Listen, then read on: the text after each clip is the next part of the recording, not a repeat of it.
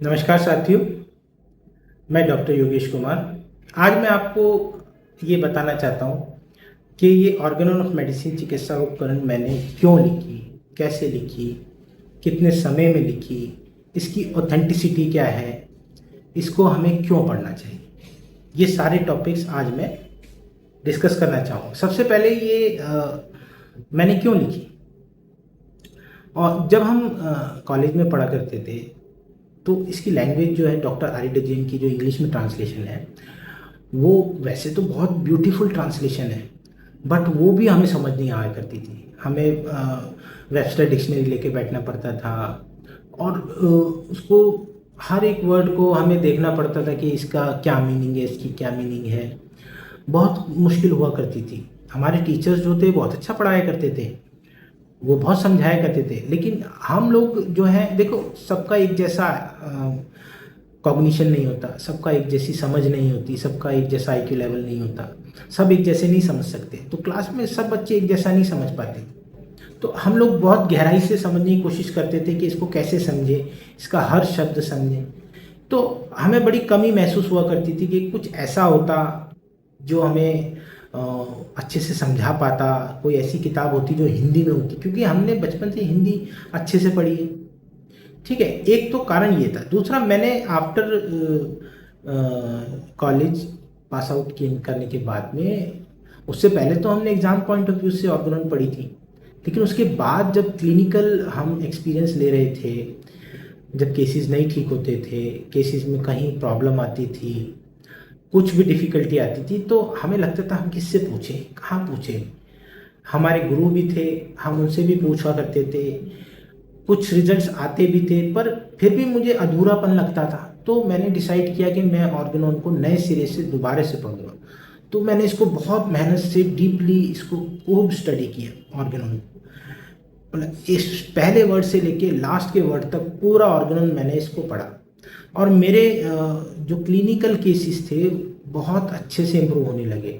मेरे जितने भी अटके हुए केसेस थे, कहाँ पर क्या करना है, मतलब अभी आप फंसे, अभी आपने एक मेडिसिन दी, आपको इम्प्रूवमेंट आया नहीं आया, उसके बाद क्या करना है, सेकंड प्रिस्क्रिप्शन क्या करनी है आपको, आपको उस केस में कैसे आगे बढ़ना है, किस केस में क्या करना है, एक्यूट में क्या करना है, क्रॉनिक, तो हर चीज़ का एक्सप्लेनेशन इस बुक में मुझे मिला।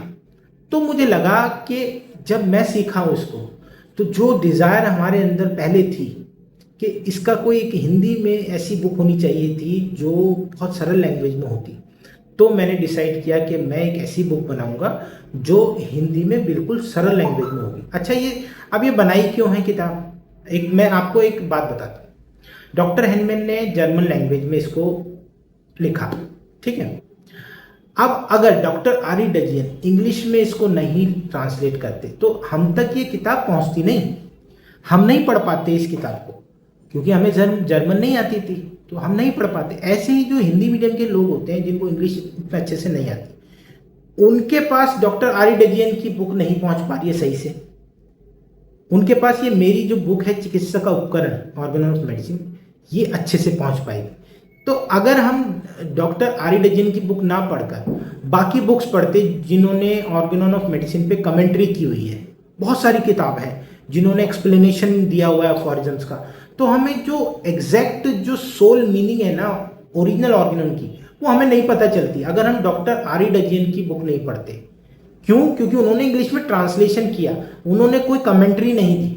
डॉक्टर आरी डजियन की जो बुक है उसमें कोई कमेंट्री नहीं है, उसमें खाली इंग्लिश ट्रांसलेशन है। ऐसे ही मेरी बुक में हिंदी ट्रांसलेशन है, कमेंट्री नहीं है, हिंदी ट्रांसलेशन। तो हमें बेसिक बुक को पढ़ना बहुत ज़रूरी है। हमें कमेंट्री भी पढ़नी है, हमें एक्सप्लेनेशंस भी पढ़नी है। डॉक्टर केंट की फिलॉसफी बहुत अच्छी है, स्टुअर्ट क्लॉज की, एच ए रॉबर्ट की, रिचर्ड ह्यूजिस की, इन सब के जितने भी प्रिंसिपल्स और बुक्स हैं ये बहुत अच्छे हैं, लेकिन ये इंटरप्रिटेशंस है उनकी। डॉक्टर हेनमैन का अगर आपको ओरिजिनल वर्क पढ़ना है तो या तो आप जर्मन एडिशन पढ़ेंगे, या डॉक्टर आरी डजियन की इंग्लिश एडिशन पढ़ेंगे, या मेरी हिंदी एडिशन पढ़ेंगे चिकित्सा का उपकरण। ये तीनों ही बुक ऑथेंटिक है। बाकी एक्सप्लेनेशंस हैं, ऑथेंटिक वो भी हैं, लेकिन वो बाकी थोड़ा सा चेंज है। उनमें अपना टच और मिलेगा लोगों का, लेकिन मेरे इसमें सटीक ट्रांसलेशन है। मैंने इसको मोल्ड नहीं किया, इसकी लैंग्वेज को, डॉक्टर आर ई डजेन की लैंग्वेज को मैंने प्रभावित नहीं किया जैसा डॉक्टर हेनमैन ने लिखा है। अच्छा, इस किताब को बनाते समय मैंने जर्मन एडिशन को खासकर कंसल्ट किया है। मेरे पास वो वाली कॉपी है जो डॉक्टर हेनमैन की पर्सनल कॉपी जो ऑनलाइन अवेलेबल है, उसमें उनके पर्सनल एडिशन, 6th एडिशन में जो जो उन्होंने एडिशंस किए हैं ना, वो सारे एडिशंस उसके अंदर है। तो जितने भी मुझे इसके अंदर मिस प्रिंटिंग निकली या कुछ मिस्टेक्स निकली, वो सब मैंने करेक्शन किया है इसके अंदर, और आप वो मेरे प्रीफेस में देख सकते हैं। मैंने सीरियल वाइज सारे लिखे हुए हैं कि क्या क्या करेक्शंस में। ये बुक बिल्कुल ऑथेंटिक है, इसमें कोई चेंज नहीं किया गया है, ऐसा कुछ नहीं किया गया है कि इसकी ऑथेंटिसिटी में कुछ ब्रीच हो, क्योंकि ये डॉक्टर हेनमैन की जो लिटरेचर है उसको ट्रांसलेट किया डॉक्टर आर ई डजेन ने इंग्लिश में, मैंने इसको ट्रांसलेट किया है हिंदी में, और ये एग्जैक्ट वो ही रेप्लिका है जो अभी तक हम पढ़ते आ रहे हैं।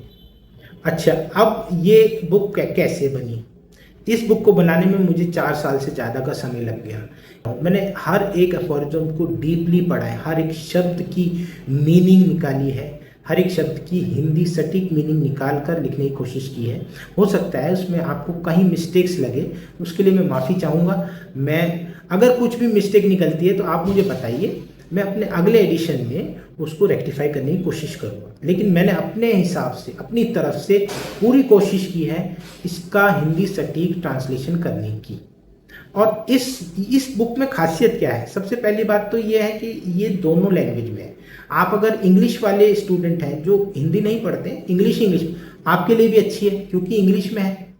साथ में पूरा जो आपका टेक्स्ट बुक है ना, जो हम आर ई डजेन जी की 5th एडिशन हम पढ़ते हैं, वो पूरा इसके अंदर। साथ में 6th एडिशन में जो जो चेंजेस डॉक्टर बोरी की 6th एडिशन में, वो सारे चेंजेस हमने दिए हुए हैं इसके अंदर। तो दोनों आपको एडिशन मिल जाते हैं इंग्लिश में। साथ में ही हर एक शब्द का हिंदी में ट्रांसलेशन है, साइड बाय साइड। पहले इंग्लिश है फिर हिंदी है, पहले इंग्लिश फिर हिंदी, ऐसे करके पूरी बुक ट्रांसलेटेड है। इससे आपको दोनों लैंग्वेज एक साथ मिलती है, हिंदी भी और इंग्लिश भी। पहला तो ये। दूसरा ये कि जितनी भी आज तक बनी हुई किताबें हैं ना, सब ब्लैक एंड वाइट थी। मैंने इस बुक को कलर फॉन्ट्स में निकाला है। कैसे कि जैसे कहीं पर एफोरिज्म में इटैलिक्स में दिया हो तो उसका अलग कलर है। अगर कहीं पर मुझे ऐसा लगा कि इस एफोरिज्म में ये लाइन इंपॉर्टेंट है तो मैंने उसको बोल्ड किया है, ताकि एफोरिज्म को दूर से देखते ही पता चल जाए इस एफोरिज्म के अंदर क्या इंपॉर्टेंट है। आप नॉर्मल किताब देखेंगे उसमें आपको सब एक जैसा ही दिखता है, आपको पूरा एफोरिज्म पढ़ना पड़ता है तब पता चलता है हाँ इस एफोरिज्म में ये इंपॉर्टेंट है। लेकिन जब मेरी किताब आप चिकित्सक उपकरण देखेंगे, इसमें आपको हाईलाइट्स दिखेंगी, अलग अलग कलर से मैंने इसको दर्शाया है। ये देखिए, आप हिंदी अलग कलर से, इंग्लिश अलग कलर से है, इटैलिक अलग कलर से है। फुटनोट्स जो है मैंने, अच्छा फुटनोट्स जो है जो original doctor R E dozen की है, वो हर पेज के लास्ट में दिए होते हैं। हर पेज के लास्ट में बड़ा कन्फ्यूज़न होता है, उसका नंबर ढूंढने में बड़ा कन्फ्यूज़न होता है, ये फुटनोट कहाँ का है, किस एफोरिज्म का फुटनोट। मैंने क्या किया, नंबर हर फुटनोट को एक नंबर दे दिया। सारे फुटनोट्स को सीरियल वाइज नंबर दिए गए हैं, और हर फुटनोट जो भी एफोरिज्म के अंदर है उसके बाद पहले फुटनोट दिया गया है, ना कि आखिरी में। हर एफोरिज्म के बाद जितने भी उसके फुटनोट है वो पहले हैं, उसके बाद नेक्स्ट एफोरिज्म शुरू होगा।